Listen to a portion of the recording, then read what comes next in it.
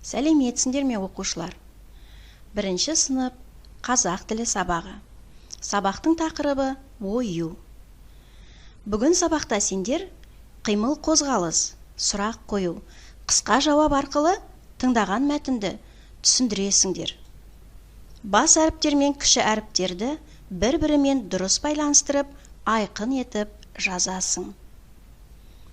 Балалар, ой қозғау сұрақтарына жауап берейік. Суреттен кімді көріп тұрсыңдар? Баланың үстіндегі киімі несімен ерекшеленіп тұр? Балалар, сендер дұрыс байқады деп ойлаймын. Суреттен қазақ халқының ұлттық киімін киген баланы көріп отырсыңдар. Ал үстіндегі киім ұлттық нақыштармен өрнектелген. Бұл нақыштарды ою өрнек деп атайды. Ою өрнек әртүрлі бұйымдарды әшекейлеуге, сәндеуге арналған.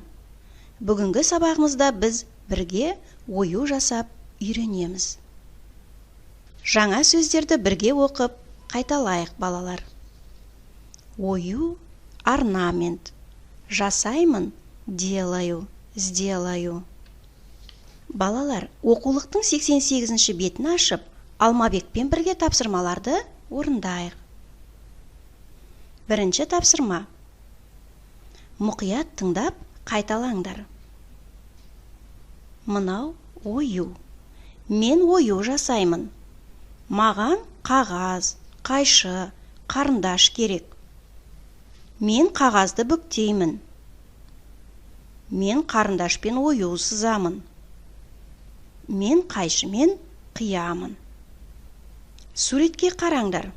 Мұқият тыңдап, қайталаңдар. Бүкте, сыз, қи, аш. Жарайсыңдар балалар. Берілген сөйлемді қажетті сөздермен толықтырып айтыңдар. Мен қағазды, мен қарындашпен ою, мен қайшымен. Балалар, дұрыс жауапты тексерейік. Мен қағазды бүктеймін.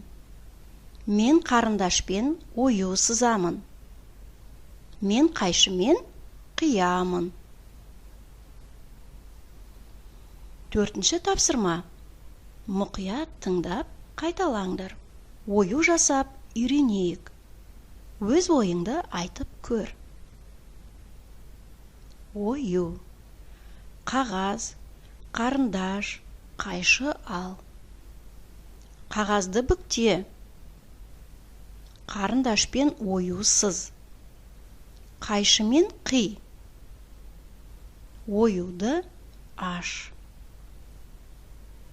Балалар, жұмыс дәптерінің 12-ші бетін ашайық. Бірінші тапсырма. Бастырып жаз. Қ дыбысының бас әрпін бастыр.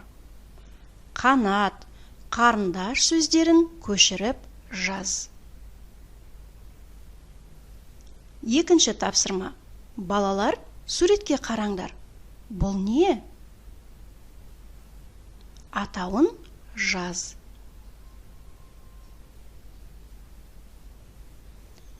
Балалар, барлықтарың дұрыс жаздыңдар деп ойлаймын. Дұрыс жауапты тексеріп көрейік.